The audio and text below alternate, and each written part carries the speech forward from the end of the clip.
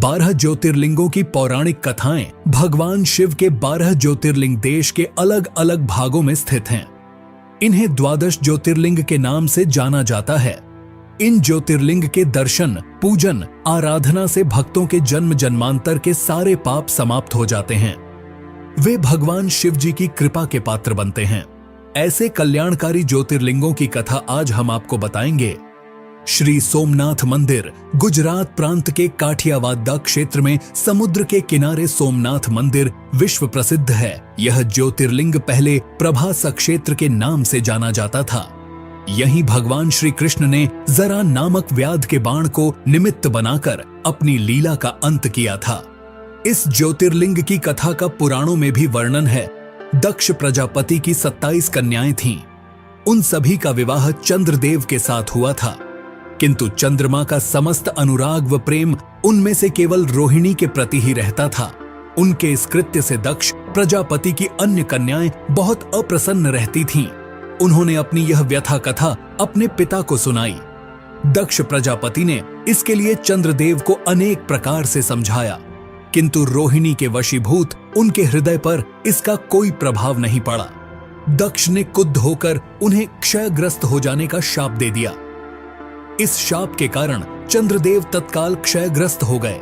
उनके क्षयग्रस्त होते ही पृथ्वी पर सुधा शीतलता वर्षण का उनका सारा कार्य रुक गया। चारों ओर त्राही त्राही मच गई। चंद्रमा भी बहुत दुखी और चिंतित रहने लगे थे। उनकी प्रार्थना सुनकर इंद्रादि देवता तथा वशिष्ठ आदि अर्षिगण उनके उद्धार के लिए पितामह ब्रह्मा जी के पास गए। सारी बातों को सुनकर ब्रह्मा जी ने कहा, चंद्रमा, अपने शाप विमोचन के लिए अन्य देवों के साथ पवित्र प्रभास क्षेत्र में जाकर मृत्युंजय भगवान शिव की आराधना करो। उनकी कृपा से अवश्य ही इनका शाप नष्ट हो जाएगा और ये रोगमुक्त हो जाएंगे।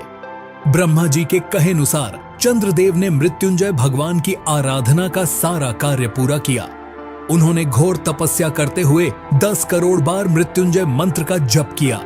इससे प्रसन्न होकर मृत्युंजय भगवान शिव ने उन्हें अमृतत्व का वर प्रदान किया। उन्होंने कहा, चंद्रदेव, तुम शोक न करो। मेरे वरदान से तुम्हारा शाप मोचन तो होगा ही साथ प्रजापति दक्ष के वचनों की रक्षा भी हो जाएगी। कृष्ण पक्ष में प्रतिदिन तुम्हारी एक एक कला क्षीण होगी, किंतु शुक्ल पक्ष में उसी क्रम से तुम्हारी एक एक कला बढ़ जाया करेगी। इस प्रकार प्रत्येक पूर्णिमा को तुम्हें पूर्ण चंद्रत्व प्राप्त होता रहेगा। चंद्रमा को मिलने वाले इस वरदान से सारे लोकों के प्राणी प्रसन्न हो उठे। सुधाकर चंद्रदेव पुनः 10 दिशाओं में सुधा वर्षण का कार्य पूर्ववत करने लगे। शाप मुक्त होकर चंद्रदेव ने अन्य देवताओं के साथ मिलकर मृत्युंजय भगवान से प्रार्थना की कि आप माता पार्वती जी के साथ सदा के लिए प्राणों के उद्धारार्थ यहाँ निवास करें। भगवान शिव उनकी इस प्रार्थना को स्वीकार करके ज्योतिर्लिंग के रूप में माता पार्वती जी के साथ तभी से यहाँ रहने लगे। पावन प्रभास क्षेत्र में स्थित इस सोमनाथ ज्योतिर्लिंग की महिमा महाभारत, श्रीमद् भागवत तथा स्कंद पुराण आदि में विस्तार से बताई गई है। चंद्रमा का एक नाम सोम भी है। उन्होंने भगवान शिव को ही अपना नाथ स्वामी मानकर यहाँ तपस्या की थी, इसलिए इस ज्योतिर्लिंग को सोमनाथ कहा जाता है। श्री मल्लिकार्जुन आंध्र प्रदेश में कृष्णा नदी के तट पर दक्षिण का कैलाश कहे जाने वाले श्री शैल पर्वत पर श्री मल्लिकार्जुन ज्योतिर्लिंग स्थित है। महाभारत, शिव पुराण तथा पद्म पुराण आदि धर्म ग्रंथों में इसकी महिमा और महत्ता का विस्तार से वर्णन किया गया है। पुराणों में इस ज्योतिर्लिंग की कथा कुछ इस प्रकार है। एक समय की बात है, भगवान शंकर जी के दोनों पुत्र श्री गणेश और श्री कार्तिकेय स्वामी विवाह के लिए परस्पर झगड़ने लगे। प्रत्येक का आग्रह था कि पहले मेरा विवाह किया जाए। उन्हें लड़ते झगड़ते देखकर भगवान शंकर और मां पार्वती ने कहा, तुम लोगों में से जो पहले पूरी पृथ्वी का चक्कर लगाकर यहाँ वापस लौट आएगा, उसी का विवाह पहले किया जाएगा। माता पिता की यह बात सुनकर श्री कार्तिकेय स्वामी तो अपने वाहन मोर पर विराजित हो तुरंत पृथ्वी के चक्कर लगाने के लिए दौड़ पड़े। गणेश जी के लिए तो यह कार्य बड़ा ही कठिन था। एक तो उनकी काया स्थूल थी, दूसरे उनका वाहन भी मूषक चूहा था। भला वे दौड़ में स्वामी कार्तिकेय की बराबरी किस प्रकार कर पाते। लेकिन उनकी काया जितनी स्थूल थी, बुद्धि उसी के अनुपात में सूक्ष्म और तीक्ष्ण थी। उन्होंने पृथ्वी की परिक्रमा का एक सुगम उपाय खोज निकाला। सामने बैठे माता पिता का पूजन करने के पश्चात उनकी 7 बार परिक्रमा करके उन्होंने पृथ्वी के चक्कर न लगाकर माता पिता के चक्कर लगाकर कार्य पूरा कर लिया। उनका यह कार्य शास्त्रानुमोदित था। पूरी पृथ्वी का चक्कर लगाकर स्वामी कार्तिकेय जब तक लौटे तब तक श्री गणेश जी का रिद्धि और सिद्धि नाम वाली 2 कन्याओं के साथ विवाह हो चुका था और उन्हें क्षेम तथा लाभ नामक 2 पुत्र भी प्राप्त हो चुके थे। यह सब देखकर स्वामी कार्तिकेय अत्यंत रुष्ट होकर क्रौंच पर्वत पर चले गए।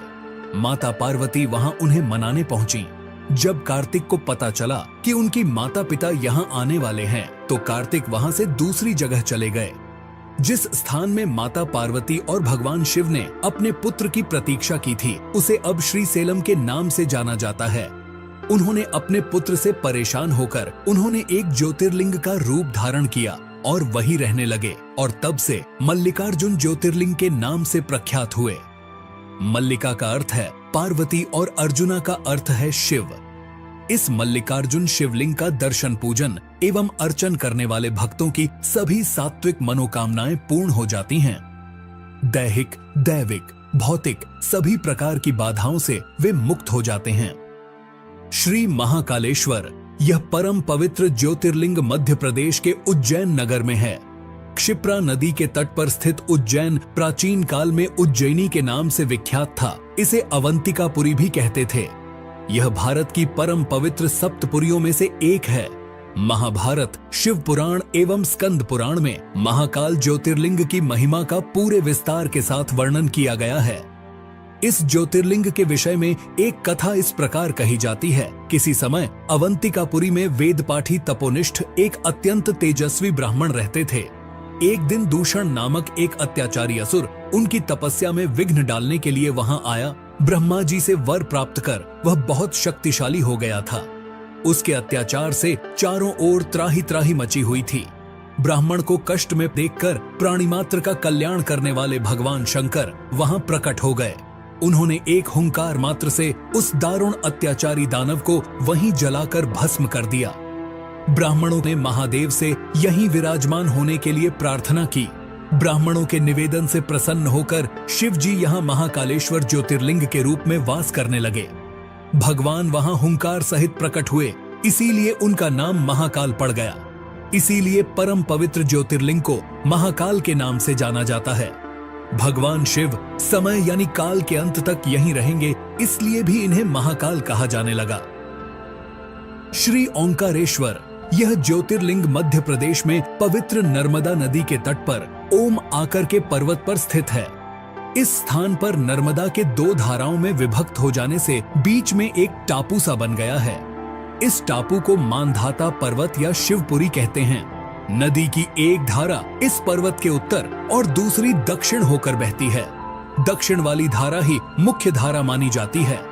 इसी मानधाता पर्वत पर श्री ओंकारेश्वर ज्योतिर्लिंग का मंदिर स्थित है। पूर्व काल में महाराज मानधाता ने इसी पर्वत पर अपनी तपस्या से भगवान शिव को प्रसन्न किया था। इसी से इस पर्वत को मानधाता पर्वत कहा जाने लगा। इस ओंकारेश्वर ज्योतिर्लिंग के 2 स्वरूप हैं। एक को ममलेश्वर के नाम से जाना जाता है। यह नर्मदा के दक्षिण तट पर ओंकारेश्वर से थोड़ी दूर हटकर है। पृथक होते हुए भी दोनों की गणना एक ही में की जाती है। शिवलिंग के 2 स्वरूप होने की कथा पुराणों में इस प्रकार है। एक बार विंध्य ने पार्थिव अर्चना के साथ भगवान शिव की 6 मास तक कठिन उपासना की। उनकी इस उपासना से प्रसन्न होकर शंकर जी वहां प्रकट हुए। उन्होंने विंध्य को उनके मनोवांछित वर प्रदान किए।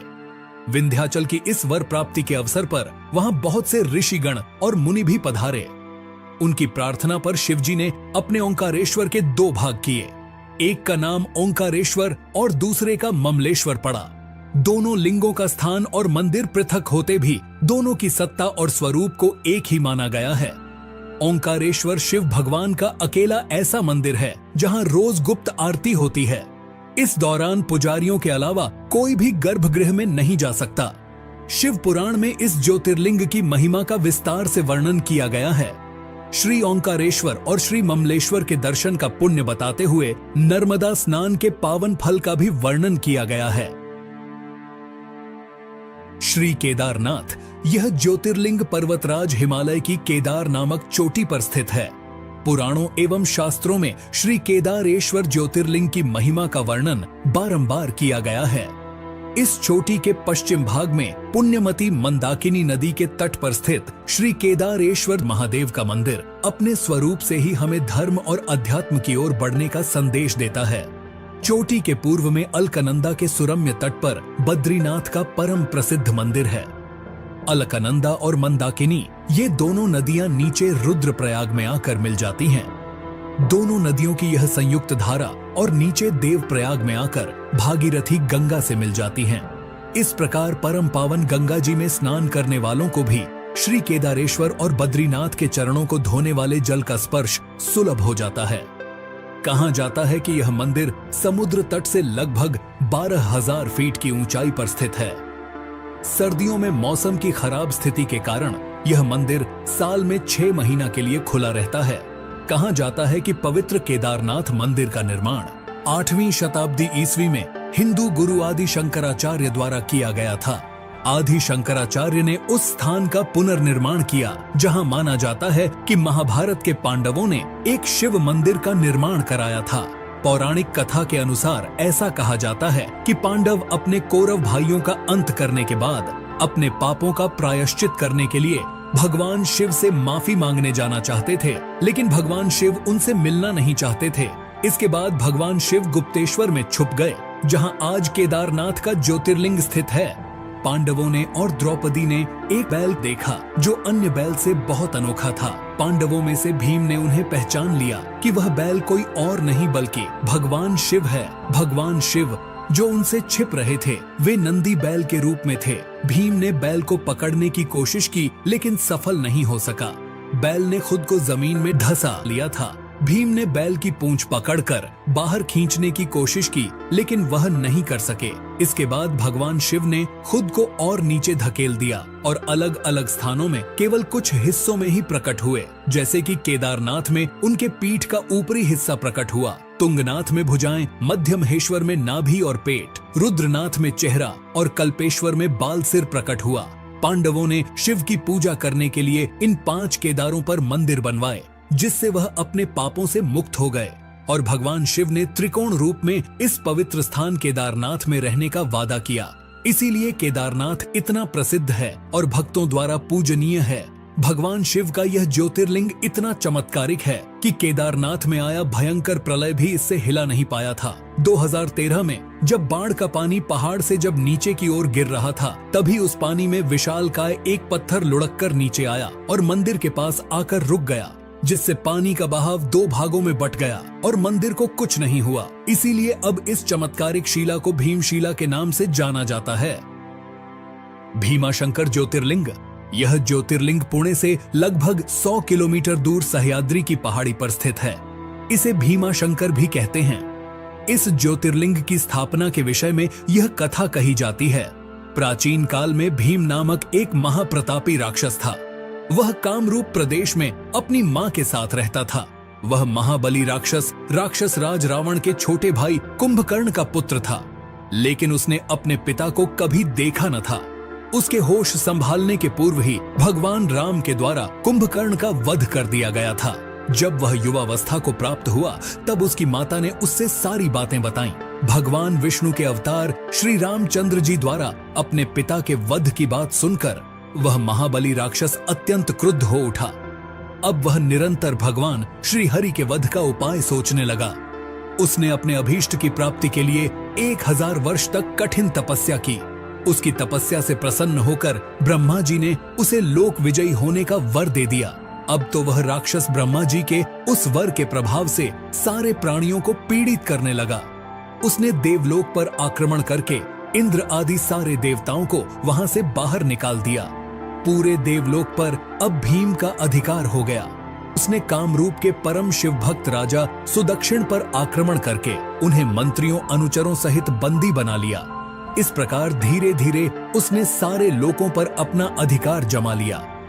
उसके अत्याचार से वेदों, पुराणों, शास्त्रों और स्मृतियों का सर्वत्र एकदम लोप हो गया। वह किसी को कोई भी धार्मिक कृत्य नहीं करने देता था। इस प्रकार यज्ञ, दान, तप आदि के सारे काम एकदम रुक गए। भीम के अत्याचार की भीषणता से घबराकर ऋषि मुनि और देवगण भगवान शिव की शरण में गए और उनसे अपना तथा अन्य सारे प्राणियों का दुख कहा। उनकी यह प्रार्थना सुनकर भगवान शिव ने कहा, मैं शीघ्र ही उस अत्याचारी राक्षस का संहार करूंगा। उसने मेरे प्रिय भक्त कामरूप नरेश को भी सेवकों सहित बंदी बना लिया है। कामरूप अपने सामने पार्थिव शिवलिंग रखकर अर्चना कर रहे थे। उन्हें ऐसा करते देख क्रोधोन्मत्त होकर राक्षस भीम ने अपनी तलवार से उस पार्थिव शिवलिंग पर प्रहार किया, किंतु उसकी तलवार का स्पर्श उस लिंग से हो भी नहीं पाया कि उसके भीतर से साक्षात शंकर जी वहां प्रकट हो गए। उन्होंने अपनी हुंकार मात्र से उस राक्षस को वहीं जलाकर भस्म कर दिया। भगवान शिव जी का यह अद्भुत कृत्य देखकर सारे ऋषि मुनि और देवगण वहां एक होकर उनकी स्तुति करने लगे। लोगों ने भगवान शिव से प्रार्थना की कि महादेव, आप लोक कल्याणार्थ अब सदा के लिए यहीं निवास करें। यह क्षेत्र शास्त्रों में अपवित्र बताया गया है।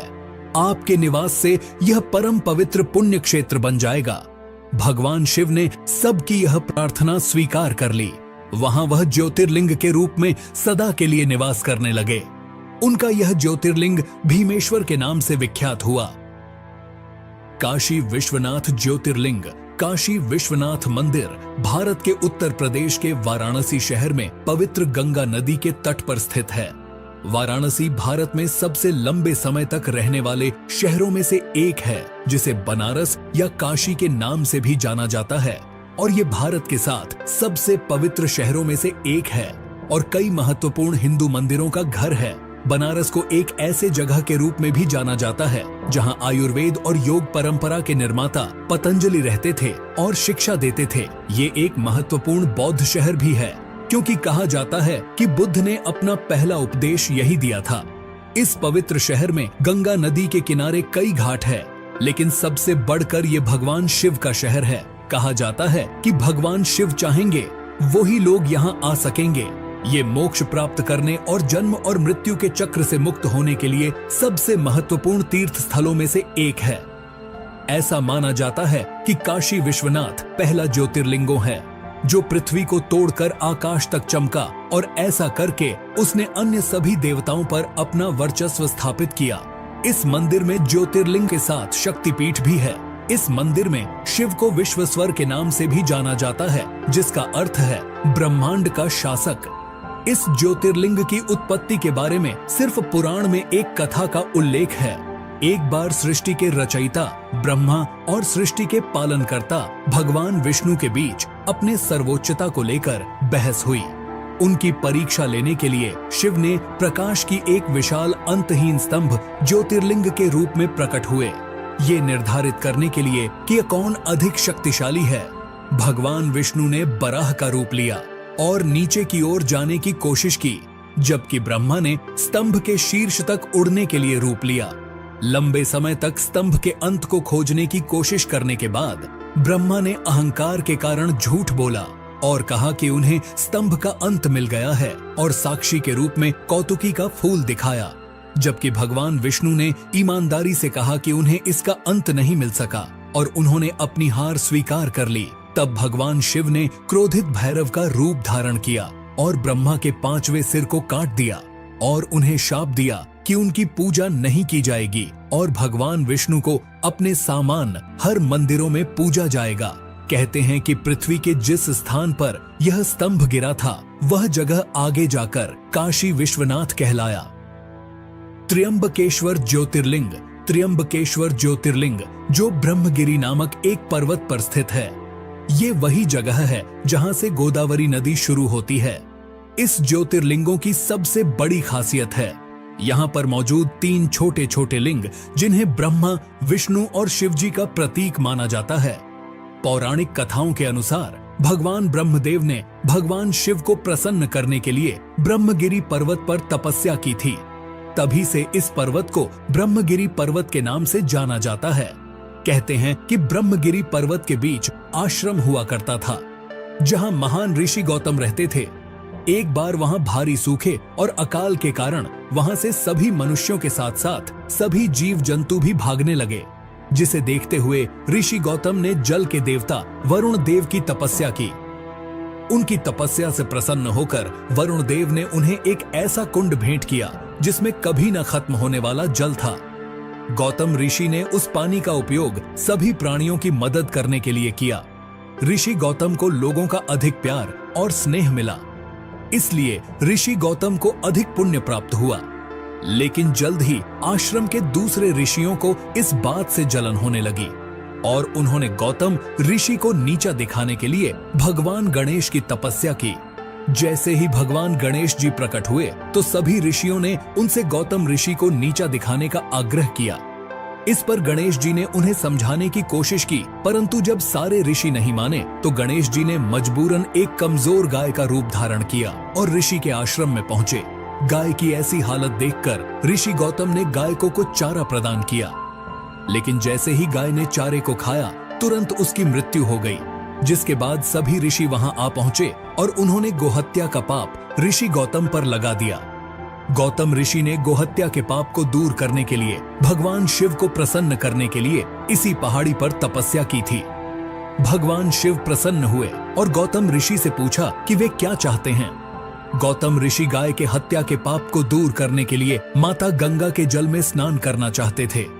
भगवान शिव ने गौतम ऋषि की इच्छा स्वीकार कर ली और गंगा माता का जल ब्रह्मगिरी पर्वत पर भेज दिया। लेकिन गंगा नदी वहां से बार बार गायब हो जाती थी, क्योंकि गंगा माता वहां अकेले नहीं जाना चाहती थी। इसलिए गंगा माता ने आगे भगवान शिव से त्र्यंबकेश्वर में उनके साथ रहने के लिए प्रार्थना की और भगवान शिव ने गंगा माता के अनुरोध को स्वीकार कर लिया और ज्योतिर्लिंग त्र्यंबकेश्वर के रूप में भूमि से उत्पन्न हुए, जिसे आज त्र्यंबकेश्वर ज्योतिर्लिंग के रूप में जाना जाता है। वैद्यनाथ ज्योतिर्लिंग। वैद्यनाथ ज्योतिर्लिंग झारखंड राज्य के देवघर में स्थित है। ज्योतिर्लिंग को सिद्धपीठ भी कहा गया है, जहां पर भक्तों की मुराद जल्दी पूरी होती है। पौराणिक कथाओं के अनुसार रावण शिव जी को प्रसन्न करने के लिए हिमालय क्षेत्र में तपस्या कर रहा था। उसने अपने 9 सिर शिव जी को अर्पित कर दिया था। जैसे ही वो अपने 10वें सिर का बलिदान देने वाला था, शिव जी उनके सामने प्रकट हुए और उनसे पूछा कि वे क्या चाहते हैं। रावण ने कामना ज्योतिर्लिंग को लंका द्वीप पर ले जाने को कहा और शिव को कैलाश से लंका ले जाने का इच्छा व्यक्त की। भगवान शिव रावण के अनुरोध पर सहमत हुए, लेकिन एक शर्त के साथ उन्होंने कहा कि यदि लिंग को रास्ते में कहीं भी रखा गया तो ये देवताओं का स्थायी निवास बन जाएगा और इसे कभी भी स्थानांतरित नहीं किया जा सकेगा। ये सुनकर कि भगवान शिव कैलाश पर्वत पर अपने निवास स्थान से चले गए, सभी देवी देवता चिंतित हो गए। उन्होंने भगवान विष्णु से इसका समाधान मांगा। भगवान विष्णु ने पानी से जुड़े देवता वरुण देव को रावण के पेट में प्रवेश करने के लिए कहा, जिसके परिणाम स्वरूप और देवघर के आसपास के क्षेत्र में उसे पेशाब करने की आवश्यकता महसूस हुई। कहानी में कहा गया है कि विष्णु जी ने एक चरवाहे का रूप लिया। जब रावण पेशाब करने गया तो उसने इस ग्वाले को एक लिंग दिया। वरुण देव की उपस्थिति के कारण रावण को खुद को राहत देने में बहुत लंबा समय लगा। काफी देर तक रावण की प्रतीक्षा करने पर चरवाहा क्रोधित हो गया। फिर उसने लिंग को जमीन पर रख दिया और वहां से चला गया। वापस लौटने पर रावण ने लिंग को उठाने का प्रयास किया, लेकिन अपने प्रयास में असफल रहा। यह जानकर परेशान हो गया कि यह भगवान विष्णु का काम था और जाने से पहले रावण ने लिंग पर अपना अंगूठा दबाया, जिससे शिवलिंग आंशिक रूप से क्षतिग्रस्त हो गया। तब शिवलिंग की ब्रह्मा, विष्णु और अन्य देवी देवताओं द्वारा पूजा की गई और उन्होंने वैद्यनाथ मंदिर का निर्माण कराया। तब से महादेव ने कामना लिंग के अवतार के रूप में देवघर में निवास करते हैं। नागेश्वर ज्योतिर्लिंग। नागेश्वर ज्योतिर्लिंग अंधा नागानाथ महाराष्ट्र में स्थित है। नागेश्वर ज्योतिर्लिंग के बारे में सिर्फ पुराण में एक कथा दारुका नामक एक राक्षस के बारे में बताती है, जिसने सुप्रियो नामक एक शिव भक्त पर हमला किया और उसे अपने शहर दारुकावन में कई अन्य लोगों के साथ कैद कर लिया, जो समुद्र के नीचे एक शहर था जिसमें समुद्री सांप और राक्षस रहते थे। सुप्रियो के तत्काल उपदेश पर कैदियों ने शिव के पवित्र मंत्र का जाप करना शुरू कर दिया, जिसके तुरंत बाद शिव जी प्रकट हुए और राक्षसों का विनाश हुआ। जिसके बाद सुप्रियो ने उस ज्योतिर्लिंग की विधिवत पूजा की और शिवजी से इस स्थान पर रहने का आग्रह किया, जो कि आगे चलकर नागेश्वर ज्योतिर्लिंग के नाम से प्रसिद्ध हुआ। रामेश्वरम ज्योतिर्लिंग। रामेश्वरम तमिलनाडु के रामनाथपुरम जिले में एक शहर रामेश्वरम में स्थित है।